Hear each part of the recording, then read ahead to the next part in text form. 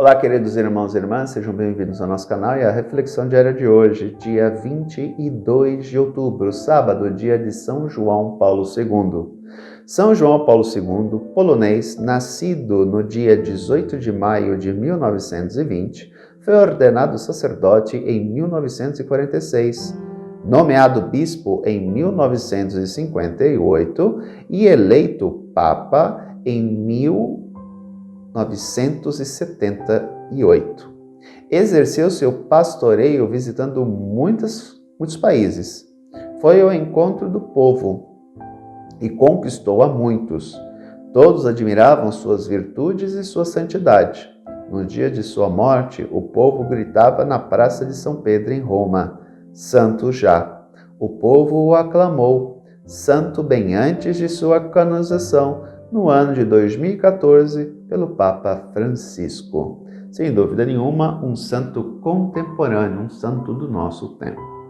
Evangelho de Lucas, Evangelho de hoje, Lucas 13, versículos do 1 ao 9. Naquele tempo, vieram algumas pessoas trazendo notícias a Jesus a respeito dos galileus que Pilatos tinha matado, misturando seu sangue com o dos sacrifícios que ofereciam.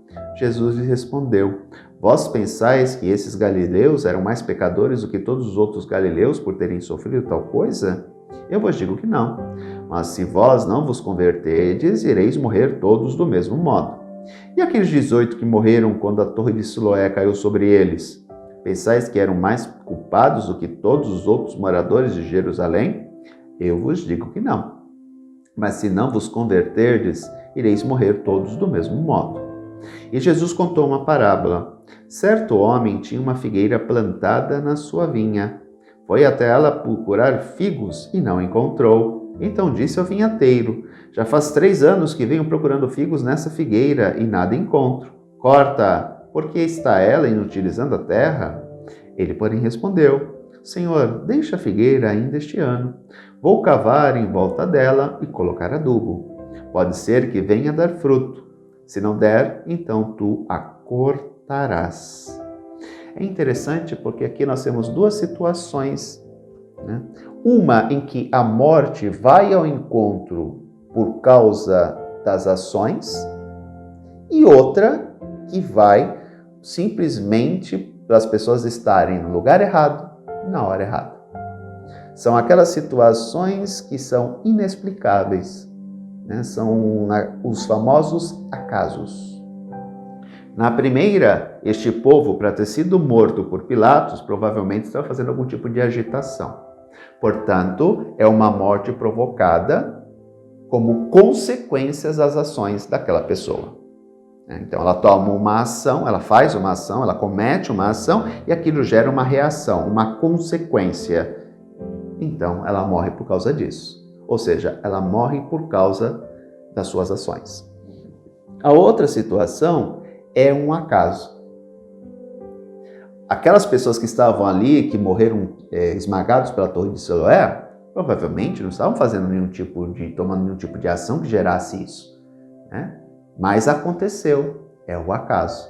Então, muitas vezes acontecem situações na nossa vida que não são consequências das nossas ações, mas são coisas que acontecem que são ruins para nós, porque é o acaso, né? Às vezes uma doença, às vezes a perda de um emprego, um acidente, mesmo tomando todo o cuidado. Tudo bem que acidente ele pode ocorrer por falha minha ou falha de outra pessoa, né? Então isso pode acontecer. Mas podem acontecer acidentes do acaso. Quantas vezes isso não ocorre, né? Uma falha mecânica não é culpa minha, mas acontece. Então são situações que geram acaso, geram do acaso, né? E Jesus diz que aquelas pessoas não são mais pecadoras do que os outros, mas aconteceu. E é interessante que ele usa a questão, né, da parábola da figueira, no sentido de que temos que estar atentos para produzir frutos, senão nós podemos ser cortados a qualquer momento, né? Cristo é aquele que intercede ao Pai por nós, né? Ele é o responsável por conversar com o vinhateiro, né? O Pai. Então ele é aquele que cuida da figueira, né, que somos todos nós. Portanto, é ter a visão de que estamos num processo de conversão, de transformação que deve gerar frutos. Eu não posso simplesmente estar nesse processo de conversão e continuar da mesma forma. Não. Eu não posso continuar vivendo da mesma maneira como eu vivia antes de ter contato com o Evangelho. Então eu sou uma figueira estéril. Eu não produzo frutos. Lógico que toda mudança envolve um período de transformação, de acomodação. Eu era de uma forma, conheço o Evangelho, eu passo a começar a agir de outra forma. Lógico que isso demanda um tempo. Nós não mudamos da noite para o dia. Ou a expressão, não mudamos da água para o vinho. Há um processo que ocorre de mudança, de transformação, que é aquilo que nós chamamos de conversão. Mas diante deste processo, volto a dizer, eu não posso continuar agindo da mesma forma que eu agia antes de conhecer o Evangelho, antes de conhecer Cristo. Senão, eu sou uma figueira estéril. Estarei suscetível a que coisas ruins possam acontecer na minha vida. Portanto, queridos irmãos e irmãs, lembremos sempre do projeto de Deus na nossa vida.